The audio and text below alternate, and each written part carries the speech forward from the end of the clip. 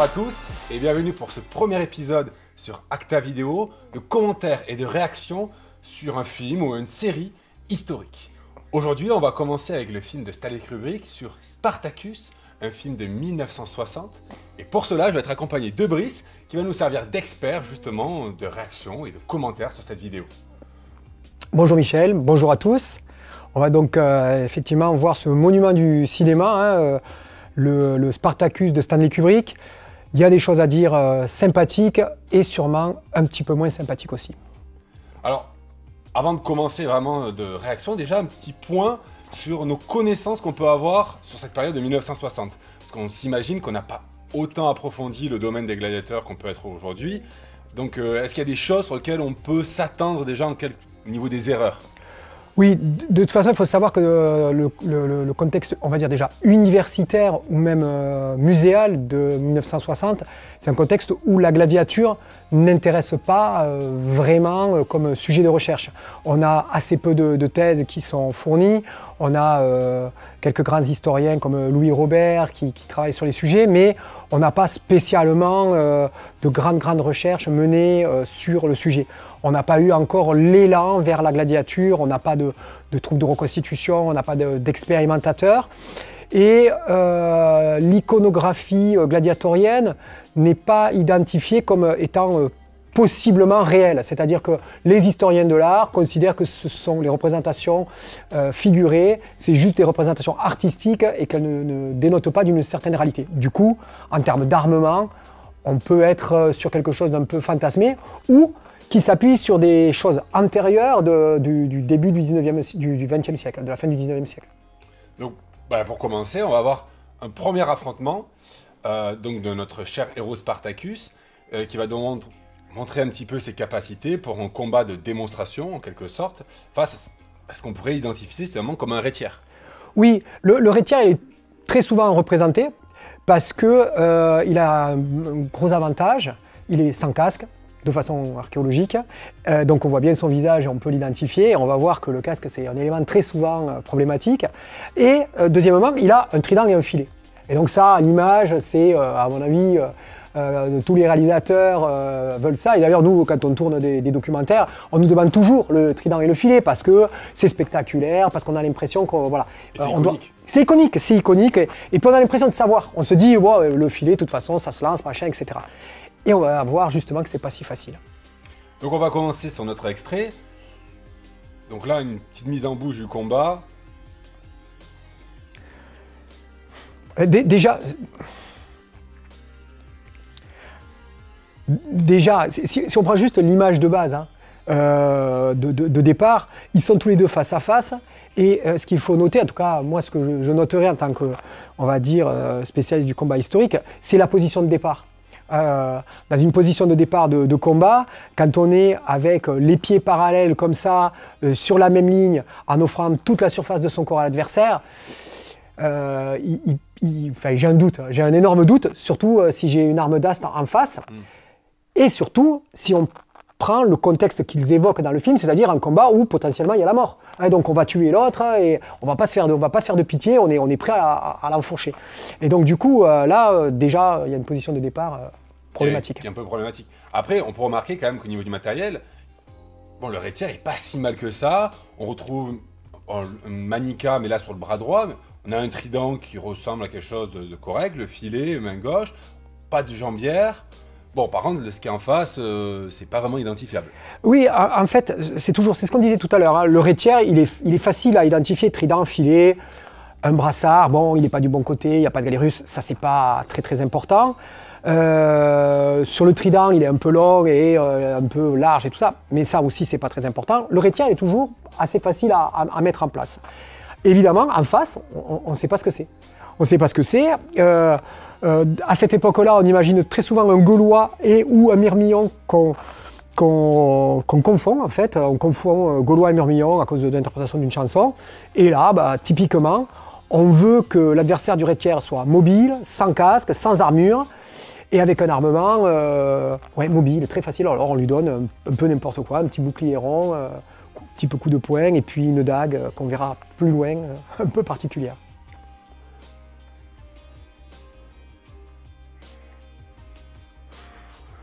Voilà les coups d'estoc classiques. Hein.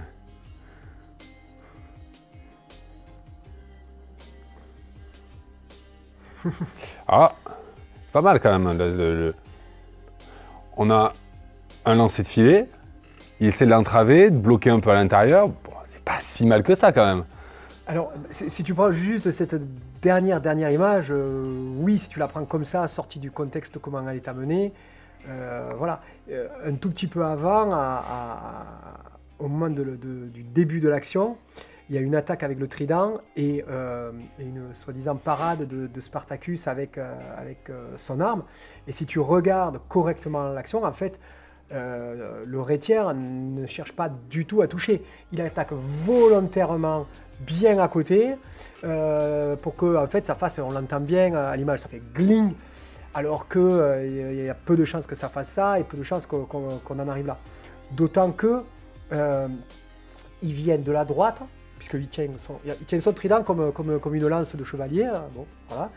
C'est typique hein, du rétiaire au cinéma, la façon dont il se positionne. Il se positionne avec... Il a deux armes. Il a le trident et le filet. Il a deux mains. Il positionne une arme dans chaque main. Et ils ne réfléchissent pas en termes de combatique et en prenant l'affrontement dans sa globalité, c'est-à-dire mon armement face à un armement et un objectif. Là, j'ai deux armes, je me tiens comme ça et je me mets face à lui. Et du coup, si je veux attaquer pour que ça fasse ligne, je suis obligé d'attaquer de ce côté. Puisque lui, il a son arme à droite. Et on le voit très très bien. Il est là, il prend son élan, et hop, un grand mouvement en traverse comme ça, complètement à côté, pour que l'autre puisse se faire la ligne. Et du coup, si tu le regardes un peu dans cet esprit de... C'est un combat global, et donc il y a un armement d'un côté, un armement de l'autre, et tu ne peux pas dissocier l'un de l'autre, parce que c'est pas juste une action seule, c'est une action face à quelque chose, bah, du coup, ça colle pas. Alors après, derrière, il y a un super raccord sur le filet qui est lancé, et là, je te l'accorde, c'est très très joli. C'est juste dommage qu'on ait un gros plan sur la dague. Tu peux repasser la dague. Ah, la dague qui est quand même un peu, je sais pas ce que tu en penses, mais elle est quand même... Mais il me semble que bon, le garde-main, voilà, le garde-main qu'on voit ici, là, c'est pas la bonne période. Ça a facilement au moins 14 voire 15 siècles de plus, hein, facile. Hein. Oui, je sais pas comment ils se sont inspirés, mais tu vois, on parlait tout à l'heure de savoir dans les années 60 quels éléments ils ont. Et là, typiquement, c'est quelque chose qui est quand même un peu embêtant parce qu'on a presque l'impression, en tout cas c'est l'impression que ça me donne, que ce sont les cascadeurs qui ont dicté ce qu'il fallait. On va combattre en face, il va avoir un trident pour protéger notre main, vous nous mettez quelque chose avec un garde-main, ils ont demandé au déco de faire un truc. Et puis tu regardes ces petites ébarbures qu'il a sur les côtés, sur sa dague, un truc un peu une lame avec des creux et tout ça. Bon, effectivement, c'est pas du tout ISO. Après, je te l'accorde, là, la prise sur le filet, elle est très chouette, il se bataille un peu avec le... Et puis c'est une position qu'on peut retrouver sur des sources ça, avec de l'adversaire. Un petit détail qui est aussi assez intéressant, c'est au niveau des tenues, ben, c'est le subligat. Ben, le subligat, on le voit rarement aussi bien quand même. Là, il est bien tiré. Alors, il tombe pas trop devant, mais on retrouve quand même de cette façon reprise sous la ceinture. De ma connaissance, il y a rarement des gladiateurs qui portent aussi bien le subligat dans des films. Oui, tu as raison. Il y a deux éléments qui sont assez intéressants sur l'armement et les scènes techniques. C'est bon, le subligaculum et la ceinture, le Balteus, qui sont plutôt bien ajustés, bien et qui ressemblent aux sources.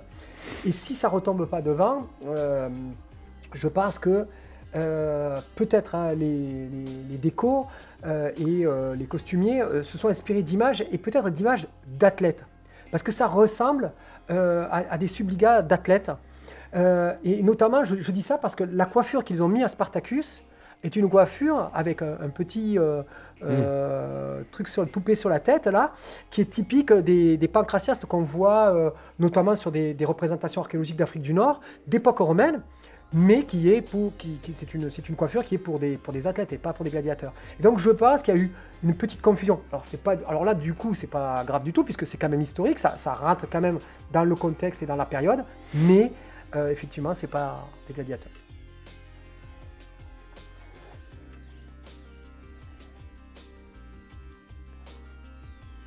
Ah, ça s'entaille un peu déjà.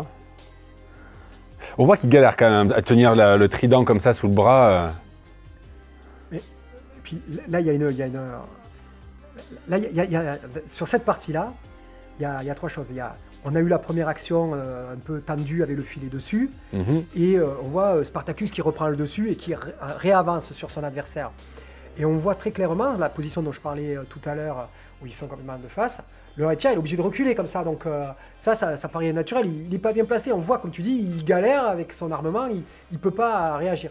Et puis, hop, il s'arrête, et du coup, comme il s'arrête, l'autre avec le trident, hop, il est en revers, il lui met un petit coup, comme ça, il y a le sang qui coule, et on se remet face, et c'est une phase de transition, pour que, enfin, moi c'est comme ça que je le vois, hein, pour que après on ait ce plan large où on voit le filet qui vole, et ça c'est pas mal. J'ai trouvé pas mal cette idée de faire voler le filet par-dessus. C'est pas... Voilà, c'est pas des super lancers, mais au moins on voit qu'il essaye de venir de poser le filet par-dessus et de faire quelque chose avec son filet. Surtout qu'il me semble que là, c'est typiquement dans des problématiques qu'on a eues nous-mêmes dans l'expérimentation, le poids du filet. C'est que là, potentiellement, c'est qu'il a un filet un peu trop léger pour pouvoir bien le déplier et jouer avec. En rétière, c'est ça la difficulté, c'est de réussir à déplier son filet. Et là, comme il est très léger, pour le lancer et la traver l'adversaire, c'est l'une des problématiques. Tu as parfaitement raison. Ça, associé à la posture, forcément, on est dans quelque chose qui est plus de l'ordre du fouet que du filet. Il est super léger. Alors, ils ont mis une corde tout autour. Je ne sais pas si tu le vois sur un gros pas, à un moment donné, ils ont mis une corde tout autour du filet pour l'alourdir. On le voit sur un des gros plans. Et là, on voit qu'il essaye de le faire voler. Il voudrait l'attraper, mais il est complètement refermé, son filet, parce que trop léger. Et finalement, les 2 cordes qui sont lourdes, il n'arrive pas. Il n'arrive pas à le lancer aussi, parce qu'il est à sa main gauche, le filet. Il est comme ça, ouvert. Et donc, son adversaire, il est au milieu, là. Pour le lancer, il est obligé de le faire virevolter comme ça. Il n'arrive pas à le lancer en direct. Sinon, il perd le trident. C'est toute cette problématique d'avoir ces 2 armes. Au lieu de les combiner du même côté, il les oppose sur 2 côtés. Et donc, finalement, il travaille avec un filet et un trident comme s'il travaillait avec 2 épées. Ah, c'est ça.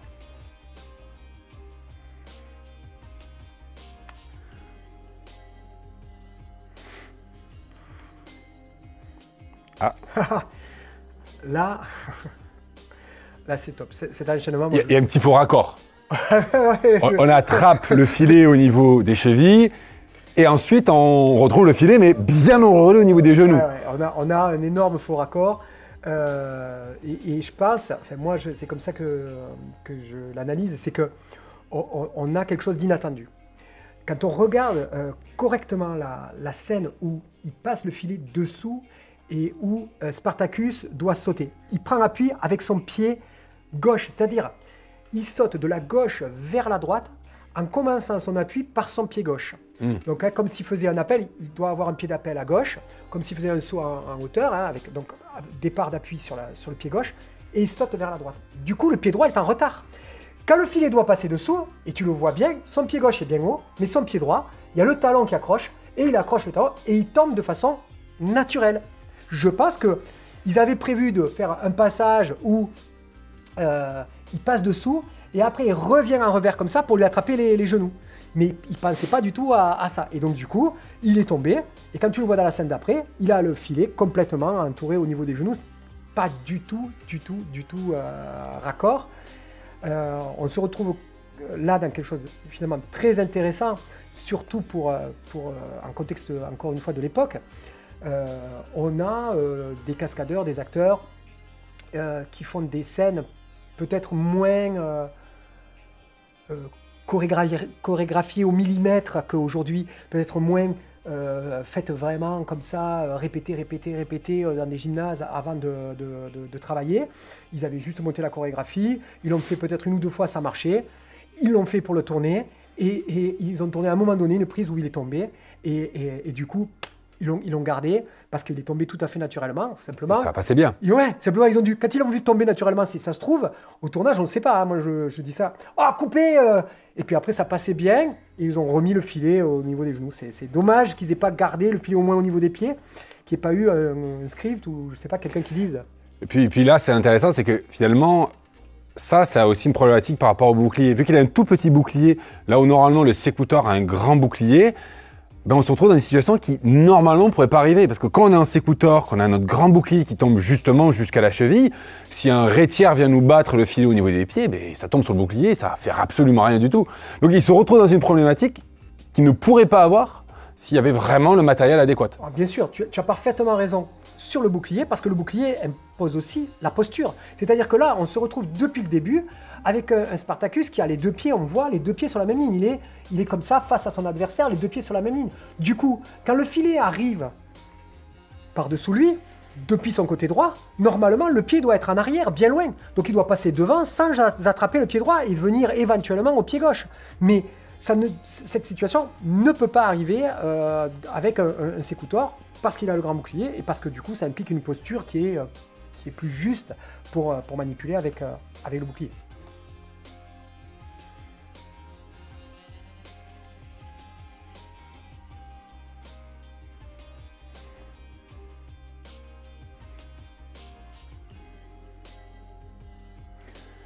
On va le voir encore mieux tout à l'heure, tu vois, regarde.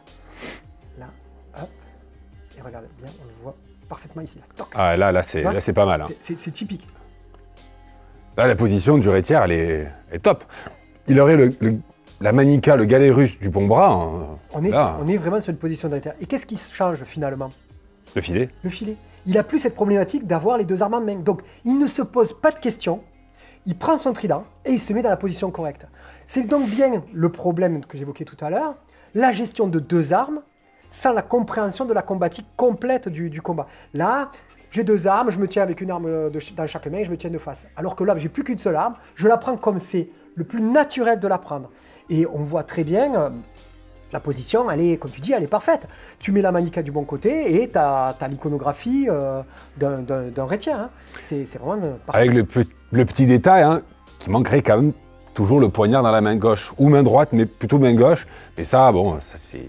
Ça, c'est depuis le départ. Il n'a pas le poignard, il a uniquement le trident, le filet. Et je pense qu'on est encore dans cette problématique de combatique, c'est-à-dire que on a deux mains, donc on a deux armes. On ne se pose pas la question de savoir si on ne cherche pas à savoir si le Rétière avait une troisième arme ou pas, ou comment il pouvait l'utiliser. Et vraiment, c'est cette notion aussi qu'on pourrait appeler de panoplie, qu'on a bien déjà démontré dans d'autres vidéos, et qui est souvent mal appréhendée au cinéma. Et là, ça fait plaisir quand même de voir une position qui, presque naturellement, sans l'avoir cherché, il prend le trident à deux mains et hop, il se met de profil. Alors que tout le début du combat, il est de face à son adversaire. Et puis ça oblige finalement son adversaire, l'arcade Douglas, à se réorienter un petit peu, remettre sa dague un peu en avant, parce qu'il sait que là maintenant, si le coup de trident arrive, ça va pas être la même. Il tient à deux mains, là maintenant, le trident, donc il faut se maintenir un peu plus de profil lui aussi pour se protéger. S'il avait un bouclier, bon, il pourrait se prendre encore différemment, mais on voit que ça va vraiment changer la dynamique du combat. Oui, on a presque envie de dire, même si c'est peut-être pas le cas, mais qu'ils se sont pris au jeu. Et que quelque part, là, ils sont pris dans le jeu et ils sont dans quelque chose d'un peu plus logique, un peu plus facile pour eux à gérer, parce qu'ils n'ont pas cette problématique du trident et du filet. Et du coup, moi, en tant qu'éducateur notamment, ça me questionne sur comment enseigner cette panoplie. Cette panoplie du Rétière, on voit qu'elle est difficile, parce que s'il a que le trident, il prend tout de suite naturellement une bonne posture. Mais si tu lui rajoutes l'arme filet, il est embêté. Et si tu lui rajoutais, comme tu dis, la dague, il sera encore plus embêté. Il sait même plus ce qu'il doit faire. Il sait plus ce qu'il doit faire. Donc on a bien, dans l'apprentissage, vraisemblablement, partir de l'arme qui est naturelle, entre guillemets, où on va pouvoir se positionner facilement. Tu travailles que le trident. On acquiert bien l'acquisition du trident avec les deux mains, avec une main et la bonne posture. Et à partir de cette bonne posture-là, sans changer la posture, tu rajoutes une arme, tu rajoutes une autre arme. Et si tu le regardes à l'iconographie, on a la bonne posture, on rajoute une arme dans une main, l'autre arme dans l'autre main. Et l'arme poignard qui est dans la main gauche, elle passe dans la main droite quand on n'a plus le filet.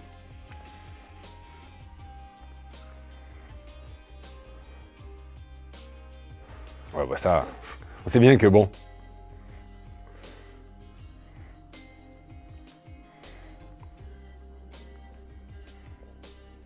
Puis là, le moment fatidique de la fin. Le pouce. Avec le pouce. Non, ce qui est intéressant aussi, c'est le gros plan, tu vois, sur la manica. Ouais, comme ils ont essayé de faire l'espèce de code de maille.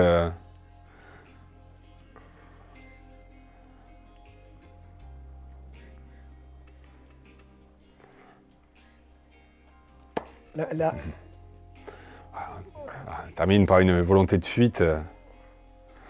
Non, mais là, après, bon, là, après, on est dans la dramaturgie du film, mais il y a plusieurs choses qui sont intéressantes. Cette scène, même si elle est, enfin, ce passage et ce film, même s'ils sont des années 60, et on pourrait trouver que les chorégraphies sont un peu vieillottes, un peu, voilà, bon, ça reste quand même une de mes préférées. D'abord, il y a le contexte qui est super intéressant, qui est le contexte de combat privé. Là, on est sur pas un amphithéâtre à Rome ou ailleurs, où on va faire un spectacle devant du public, etc. On est dans une démonstration privée, dans le Ludus, à Carnuntum ou ailleurs, on pourrait être dans des écoles qui existaient vraiment. Et la restitution en palissade de bois et tout, ça, moi je sais pas ce que tu en penses. C'est pas inintéressant. Pas inintéressant. Après, sur la fin du combat, on voit typiquement qu'ils veulent créer une fin. Il est super bien positionné. Il s'est positionné, il a pris son trident, il n'a plus que son trident. Et il attaque, contrairement à chaque fois où il a attaqué sur l'arme pour pouvoir faire gling, soit sur l'épée, soit sur le bouclier. Là, il attaque complètement à côté pour qu'on puisse avoir un corps à corps, le coup de genou et la chute de Spartacus pour finir le combat. On voit que c'est un peu pas précipité, mais quand même un petit peu. La fin du combat est précipitée. On ne sait pas trop comment on va devoir finir le combat, puisque sûrement que pour Kubrick, l'essentiel n'est pas là. L'essentiel est déjà une première rébellion d'un gladiateur qui ne fait pas ce qu'on lui demande. Ouais, à qui on demande de tuer son partenaire, parce qu'on sent déjà dans leur regard qu'il y a quasiment ce lien entre combattants qui se respectent, et qui ne veulent pas prendre la vie de Spartacus, et que face à cette contrainte, il préfère partir et mourir finalement de lui-même, quoi. Oui, on est typiquement dans un combat d'école, de deux gladiateurs de la même structure, qui seraient à l'entraînement, et puis le propriétaire qui a des invités veut se la raconter et dit « bon, vas-y, mets-le à mort ». Ce qui n'a aucun sens historique, hein, aucun sens. C'est comme si un propriétaire de pur sang qui fait visiter son haras pour des reproducteurs, fait courir un de ses meilleurs chevaux, et puis il ne fait pas la performance et il le tue. Il le tue, voilà. Non. Ça n'a aucun sens, mais ça va dans le sens du film. Par contre, ça va dans le sens du film, l'idée de rébellion et l'idée de ces esclaves qui se rebellent contre le système. Donc, voilà pour cette première réaction autour du film de Spartacus, de Stanley Kubrick. On va vous retrouver pour d'autres réactions, pour d'autres films. En tout cas, j'espère que ça vous a plu et vous dis à la prochaine.